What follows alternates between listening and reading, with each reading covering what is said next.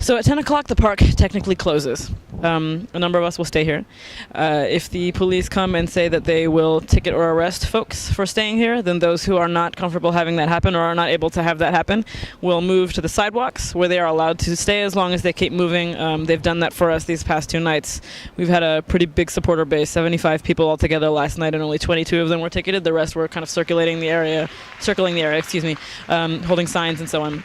So we'll see that happen, and then there are a number of people who are willing to risk arrest and so on for the sake of the protest. So we'll probably see something happen, either a ticket or an arrest, or they may strike a deal and talk to the police. In New York City, the mayor has told the police force to let the protesters stay where they are. So you never know. We don't know yet what will happen at 10 o'clock.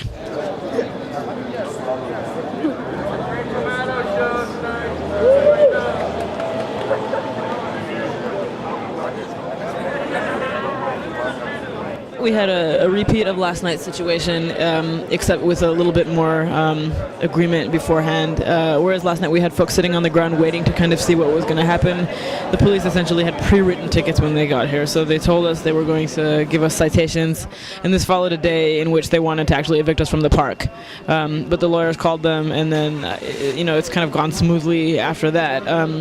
The extent to which we want to have smoothness in civil disobedience is a good question, but almost the same number of people ticketed tonight as last. I think a few more, but we had a much larger supporter base across the street than we did. And earlier, before the citations began, we saw a crowd that was more than double the size of the one that was here last night at that same time at the end of the General Assembly. We saw community, folks that we did not have here last night, so we did not have faith leaders here yesterday. We saw them here today. So, but essentially what just happened is we've just finished with the citation process, and those who got tickets are staying here for the night.